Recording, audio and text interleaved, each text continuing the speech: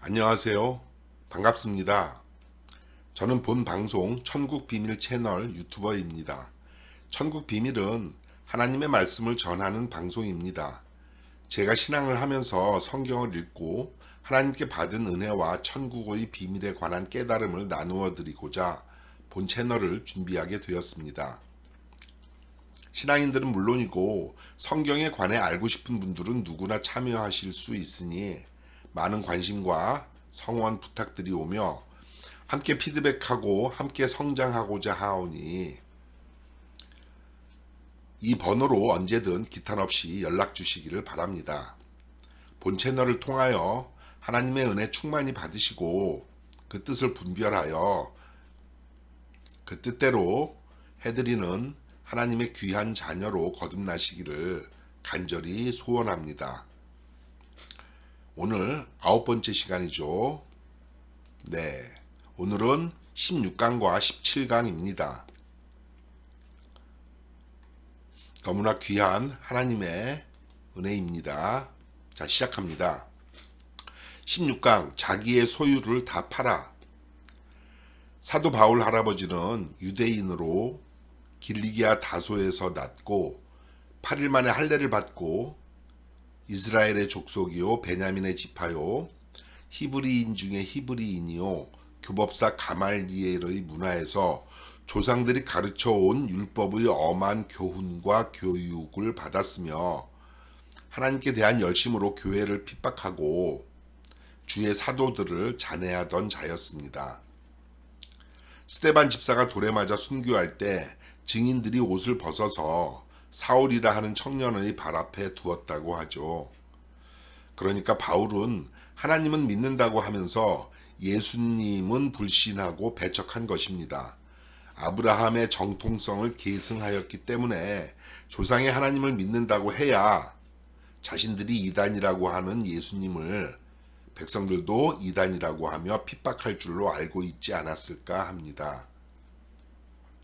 하나님을 사랑한다고 해야 백성들이 자신들을 정통이라 믿고 자신들이 거짓말로 씨부리며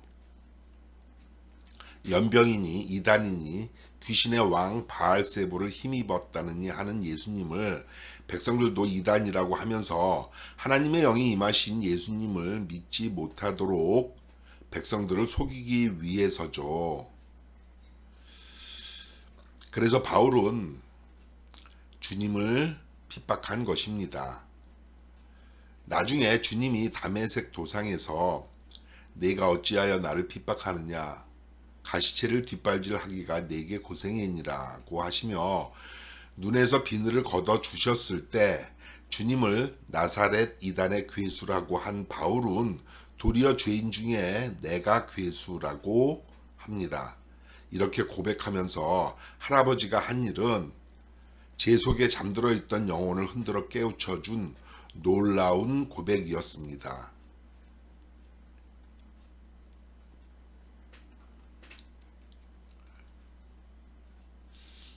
가히 할아버지가 위대한 표본과 정수로 인정받기에 손색이 없을 정도의 신성을 갖추었다 해도 과언은 아닐 것입니다.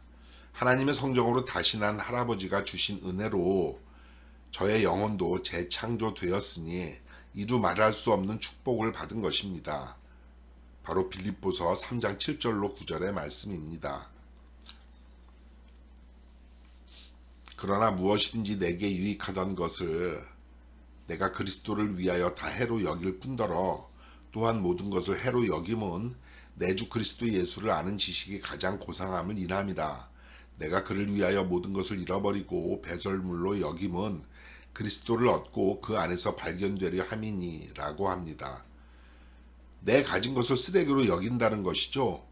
왜냐하면 이 배설물은 그 뒤에 나오는 율법에서 난 것이기 때문입니다. 율법으로 먹고 살던 사람이 율법을 배설물로 여기고 비워버린 후 그리스도를 아는 지식의 고상함과 믿음으로 자신을 다시 채운다는 것입니다.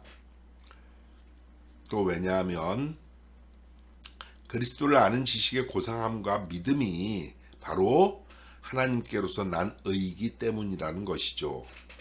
그러니까 쉽게 말해서 자신의 것을 쓰레기처럼 버리고 예수님의 것을 택했다는 것입니다.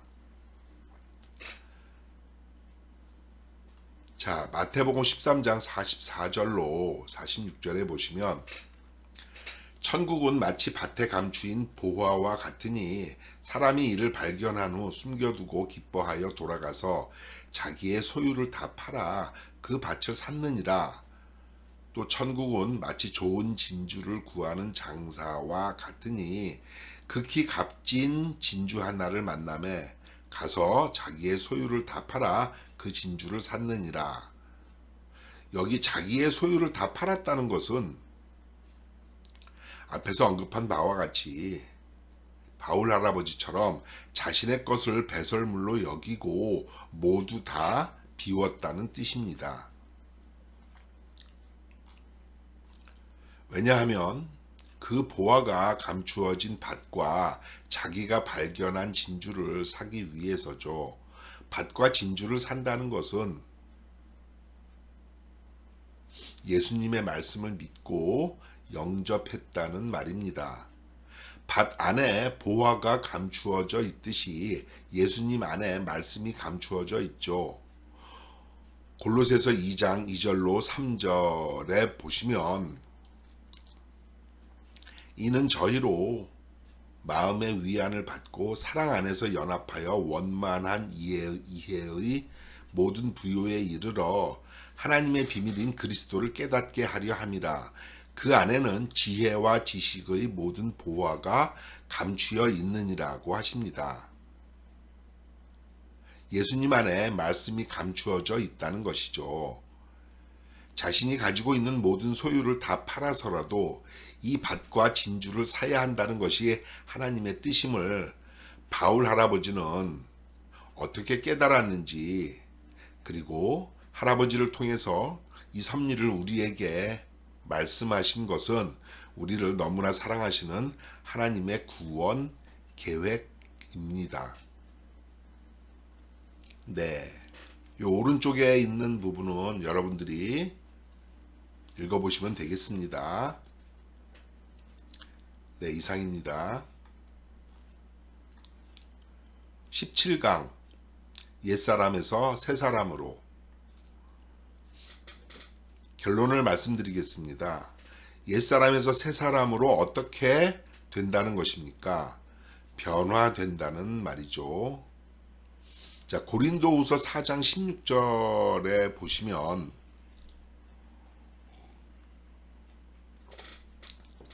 그러므로 우리가 낙심하지 아니하노니 겉사람은 후패하나 우리의 속은 날로 새롭도다. 바로 여기 속사람입니다. 겉사람은 육이고 속사람은 영입니다. 육은 후패, 썩어서 못쓰게 되지만 영은 일신 우일신 한다는 것입니다. 날마다 새롭게 된다, 거듭난다는 것이죠. 자, 여기에 제목에 옛사람에서 새사람으로라는 에베소서 4장 21절로 24절과 골로새서 3장 9절로 10절의 말씀이 연결됩니다.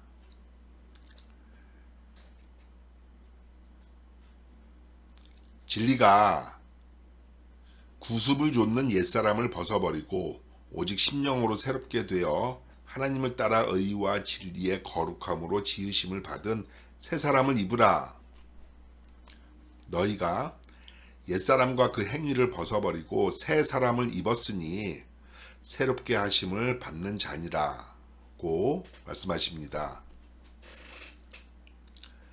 자, 이 말씀들을 정리하면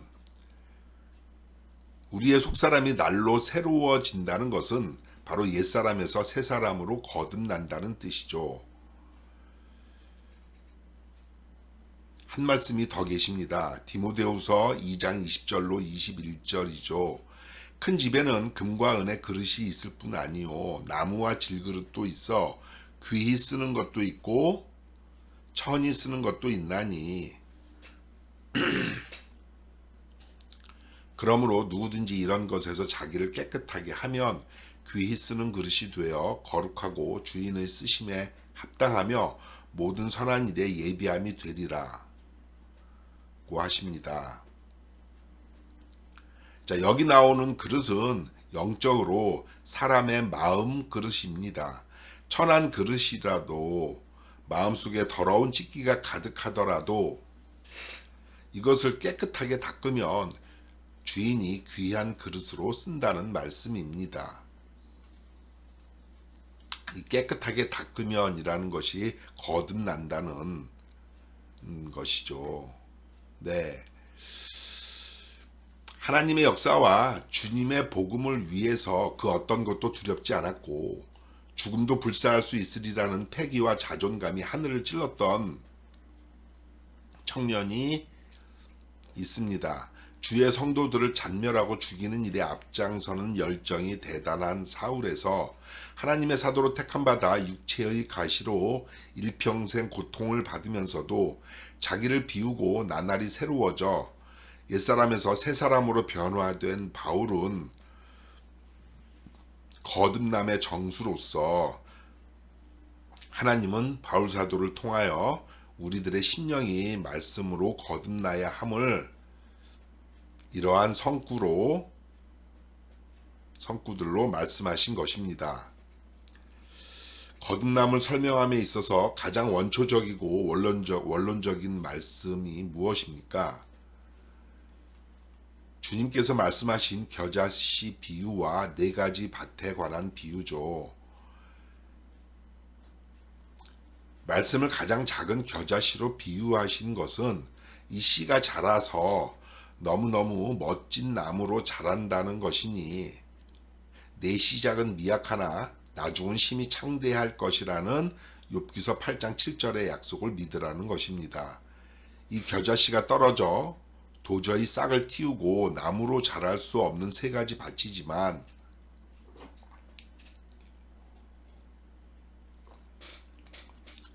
인내로 결실하여 좋은 땅이 되어서 결국 우리의 속사람이 나무로 자라나 100배, 60배, 30배의 열매를 맺고 새가 날아와 깃든다는 것입니다.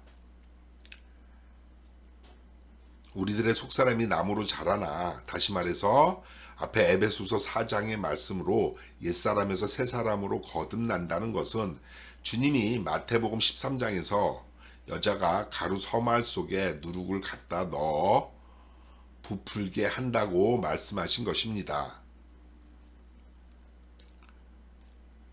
잘 깨달아지시나요?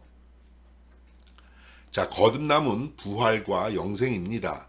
그래서 이 거듭남이 가장 중요한 진리 중의 진리이기 때문에 우리들에게 말씀해 주신 교훈을 하나 더 보자면 요한복음 3장에서 주님과 유대인의 관원인 니고데모가 나눈 대화입니다. 5절에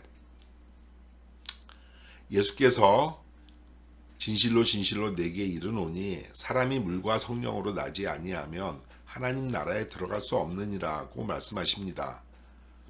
이 니고데모는 도저히 알아듣지 못하고 그냥 갔습니다. 거듭나지 못했으니까요. 하지만 하나님의 자녀라면 알아듣습니다. 거듭났기 때문이죠. 하나님의 겨자씨를 새가 와서 먹어버리는 길가밭, 뿌리를 내리지 못하고 햇빛에 말라 죽는 돌밭, 가시가 자라서 기운을 막는 가시밭에 떨어졌지만 인내로 결실함으로써 좋은 땅이 되어 100배, 60배, 30배의 열매를 주렁주렁 맺는 나무에 새가 와서 앉는다는 것은 하나님의 누룩으로 우리들의 심령이 부풀었다는 것이고 더러운 것에서 자기를 깨끗하게 한다는 것이며 이는 우리의 속사람이 날로 새롭게 옛사람에서 새사람으로 변화된다는 것입니다. 그러니까 거듭난다는 것은 우리들의 죽은 영이 살아난다는 부활입니다. 거듭나야 구원과 영생의 복을 받는다는 것은 부활하여 영이 살아나야 영원히 사는 것을 말하기 때문입니다. 네, 이상입니다. 감사합니다. 여러분들의 관심과 성원이 저에게 큰 기쁨과 즐거움이오니 받은 은혜를 후기로 댓글도 남겨주시면 더 좋은 내용으로 찾아뵙겠습니다. 목소리가 좀 들으시기에 좋지 못하고 발음도 세고 어눌하고 좀 그렇더라도 좋은 뜻으로 좋은 마음으로 이해해 주시기 바랍니다. 네, 감사합니다. 은혜 받으시기 바랍니다.